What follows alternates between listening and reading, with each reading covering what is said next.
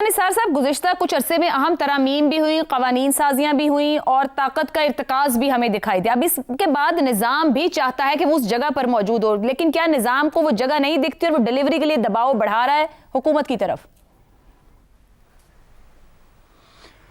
دیکھیں بات سنیں، میں تو اکثر ان بوگس تھرڈ کلاس قسم کے سرکاری اشاریے ان کا مذاق اڑاتے ہوئے کہتا ہوں کہ اصل معاشی اشاریے اس کے لیے عقل کی ضرورت نہیں ہے.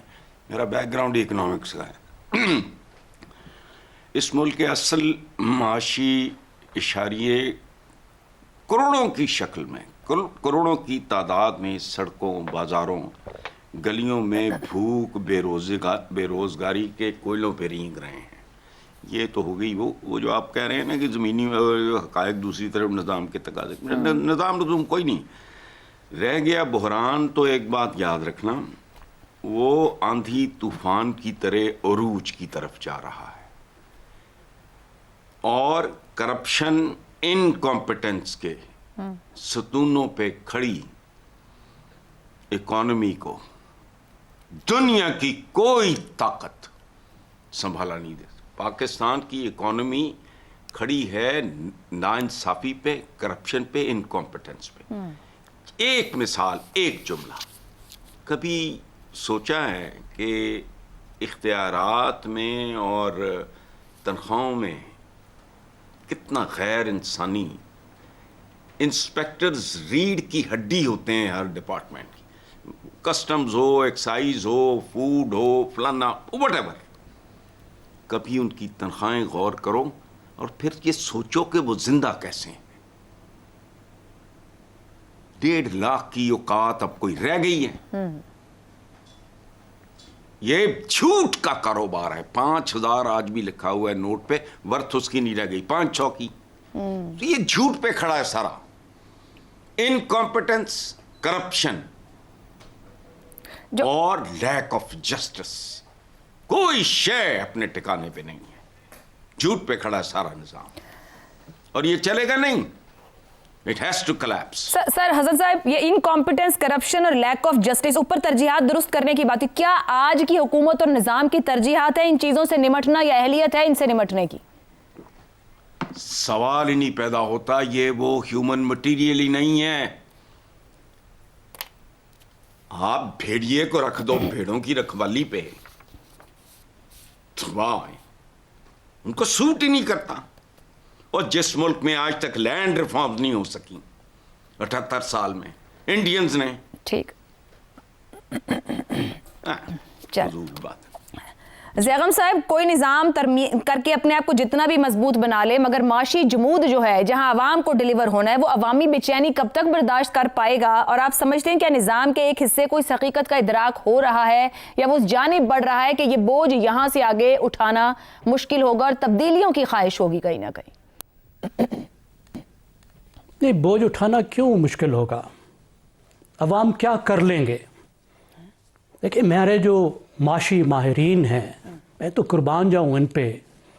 پولے پولے منہ سے میٹھی میٹھی انگریزی میں آدھے ہمیں بتاتے ہیں کہ پاکستان بحران میں آ گیا ہے، آدھے ہمیں بتاتے ہیں اب بحران سے ہم نکل رہے ہیں یا نکل چکے ہیں. Pakistan has been in crisis since 1990 for the last 35 years. 35 سال میں بچہ پیدا ہو کے، جوان ہو کے، مڈ ایج پر پہنچ گیا ہے. کیا کر لیا ہے؟ 60% تو 30 سال سے بھی کم والے ہیں. 10 آدمیوں سے 6 آدمی 30 سال سے کم والے ہیں جنہوں نے اس بحران کے علاوہ کچھ دیکھا ہی نہیں ہے. کیا کر لیا انہوں نے اس اشرافیہ کا؟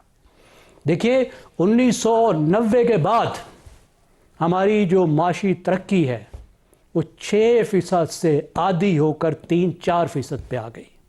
آبادی کی رفتار کتنی ہے؟ 2.5%. اس 35 سال میں ترقی کی رفتار کتنی ہے؟ 1 سے 1.5%. اور 5 سال میں تو یہ ہوا کہ مرے کے اوپر 100 درے. جو آبادی کی رفتار اتنی یا اس سے کم آپ کی ترقی کی رفتار. یہ ہے جو ہم بھگت رہے ہیں. 1990 میں ایک پاکستانی ایک بنگلہ دیشی سے دگنا امیر ہوتا تھا، پر کیپٹا انکم دگنی تھی. ایک انڈین سے آدھا زیادہ امیر ہوتا تھا، 50%. آج ایک انڈین پاکستانی سے 70% زیادہ امیر ہے, ایک بنگلہ دیشی پاکستان سے 55% زیادہ امیر ہے, اور ہر سال یہ فرق 4% تو پھر موجودہ معاشی صورتحال میں آپ کے ساتھ یہ بھی فرما رہے ہیں کہ عوام کا دباؤ کیا دباؤ ہے اور کیا فرق پڑتا ہے, آپ یہ کہہ رہے ہیں دوسرے لفظوں میں؟ جی کیا فرق, اگر فرق پڑتا تو 35 سال میں پڑتا نا جی. سر ایک تبدیلی کی بات پہلے ہوئی اور ایک اب نظام کھڑا ہے جو ترامیم کر کے قانون سازیاں کر کے طاقت کا ایک مرکز بنا کر اور بہت سی کامیابیاں دنیا کے سامنے دکھا رہا ہے, فورن لیول پر دکھا رہا ہے, عسکری لیول پر دکھا رہا ہے. تو جو باقی بیٹھے ہیں یہ پھر کیوں بیٹھے ہیں؟ کیا ان کا بیٹھنا وہ افورڈ کر پائیں گے؟ عوام تو ایک حد پہ آ کے بھر جائیں گے. عسکری ترقی ہمارے پاس عسکری توانائی 1960 میں نہیں تھی جب امریکہ بھاگا بھاگا آیا تھا روس کے خلاف ہماری مدد کے لیے. ساری دنیا ہماری طرف دیکھتی تھی, ہمارے پائلٹ جا کے عرب ملکوں کے جہاز اڑا کے اسرائیل کے جہاز گرایا کرتے تھے. 1980 میں ہماری عسکری ترقی کم تھی جب پھر امریکہ بھاگا بھاگا آیا. معاشی حالات بھی تو اچھے تھے نا, خود آپ نے کہا کہ 1990 کے بعد یہ کرائسس شروع ہوا. آج 2001 کے جی میں عرض کروں کیا 2000 دیکھیں تو کیا اس کے بعد 2001 کے بعد امریکہ پھر بھاگا بھاگا نہیں آیا تھا؟ اب پھر نہیں ہے. مسئلہ یہ ہے کہ کیا آپ عسکری طاقت کو جیو پولیٹیکل پاور کو کنورٹ کرتے ہیں کسی اکنامک پروگرس میں یا نہیں. آپ کا تعلق تو بن جاتا ہے, but do you have anything to sell? آپ سے کیا چینی خریدے گی دنیا؟ آپ سے کیا خریدے گی؟ آپ بناتے کیا ہیں؟ یہ کام تو حکومت کا ہے نا سر, تو اسی پہ تو حکومت پہ سوال اٹھ رہا ہے. بوریاں اٹھانے والے مزدور پیدا کرتے ہیں, بوریاں اٹھانے والے مزدور پیدا کرتے ہیں اور چینی پیدا کرتے ہیں اور کپاس اگاتے ہیں اور گندم اگاتے ہیں. دنیا کیا خریدے؟ آپ کی حیثیت تو بڑھ گئی. فوجی حیثیت سے آپ کی جو دنیا نے مان تو لیا, دنیا کہتی ہے ہاں ٹھیک ہے لاؤ ہم خریدتے ہیں, بیچو کچھ. What do you have to sell? آپ کس چیز کا کاروبار کریں گے؟ دیکھیں سسٹم میں تو اب نیا مذاق ہے کہ سسٹم کو پہلے حسین و جمیل صادق و امین چاہیے تھا. اب آج ہمارے ایک بہت بڑے صحافی نے بتایا کہ اب سسٹم کو قبول صورت پی ایچ ڈی چاہیے. نہ حسین و جمیل بہتری لایا, نہ قبول صورت پی ایچ ڈی لائے گا. خوبصورت انسٹیٹیوشنز ہوا کرتے ہیں, آپ کے ادارے ہوا کرتے ہیں. آپ نے کتنے اداروں کو ریفارم کیا ہے؟ Valid point. ادارے کون چلا رہے ہیں؟ آپ کے بابو کسی چیز کے ایکسپرٹ نہیں ہیں. آپ نے پی آئی اے پرائیویٹائز کی, کیا کی؟ پرائیویٹ سیکٹر سے محمد علی کو لائے ہیں تو اس نے بیچ دیا ہے. 20 سال یہ بابو بیچ سکیں اور مصیبت لے کر آئے ہیں. کیا آپ نے سول سروسز ریفارم کی ہیں کہ آپ کے ادارے ایکسپرٹس پہ چلا رہے ہوں, ایکسپرٹ ادارے ہوں؟ ایجوکیشن کو ایجوکیشنسٹ چلا رہے ہوں, ہیلتھ کو ہیلتھ کے ایکسپرٹس چلا رہے ہوں, فائنانس کے جو ادارے ہیں ان کو فائنانس چلا رہے ہوں. منسٹروں سے فرق نہیں پڑتا ہے. ٹھیک. سیکرٹریز کیسے بیٹھے ہیں, ڈائریکٹرز کیسے بیٹھے ہیں.